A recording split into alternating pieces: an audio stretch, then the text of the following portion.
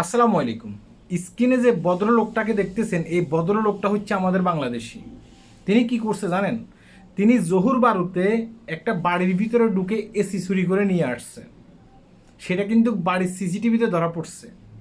হ্যাঁ, এটা হচ্ছে পত্রিকার নিউজ, মালয়েশিয়ান পত্রিকার নিউজ দেখেন। হ্যাঁ, তিনি কি করছে? বাড়ির ভিতরে ঢুকে এসি চুরি করে নিয়ে আসছে।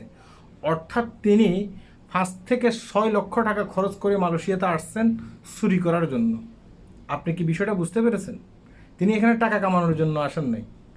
তিনি যদি চুরি করতে মালয়েশিয়াতে আসতেন, তাহলে মালয়েশিয়াতে কেন আসলেন? তিনি কি বাংলাদেশে চুরি করতে পারতেন না? বাংলাদেশে কি চোরের অভাব পড়ছে? প্রতিদিন চোর ধরা পড়তেছে, মাইর খাইয়ে আবার সারা দিচ্ছে, মাইর খাইয়া আবার সারা পড়তেছে। এখন মালয়েশিয়াতে তো আপনি চুরি করলে আপনাকে তো মানে ছেড়ে দেবে না, আপনাকে তো জেলখানায় নেবে। হ্যাঁ, ইতিমধ্যে তার কিন্তু জেল টেল হয়ে গেছে মোটামুটি।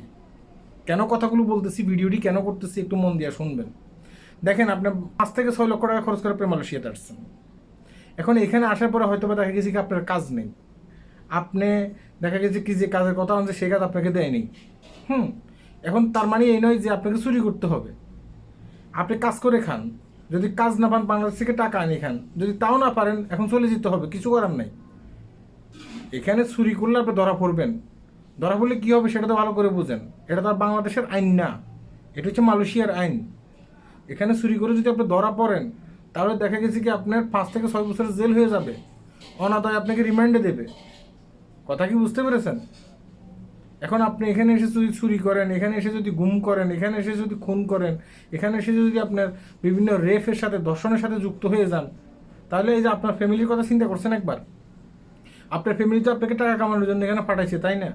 আপনি এখানে এসে কী করতেছেন? চুরি করতেছেন, ডাকাতি করতেছেন। দেশে কিন্তু তারা না খেয়ে মরবে অনেক ক্ষেত্রে।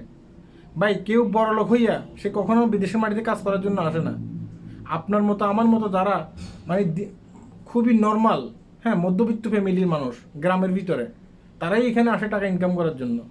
এখন এখানে এসে যদি আপনি মানুষের সিসি করে চুরি করেন, মানুষের এটা করেন, মানুষের সেটা করেন, হ্যাঁ, দেশে যেভাবে মান সম্মান যাবে, ঠিক আপনার ফ্যামিলিরও মান সম্মান যাবে। এগুলো করার চেষ্টা করবেন না। আমি শুধু ওনাকে দিয়ে সবাইকে উদাহরণ দিচ্ছি, যারা এইসব কাজে জড়িত আছেন এগুলো করবেন না। সবাই ভালো থাকবেন, আল্লাহ হাফেজ।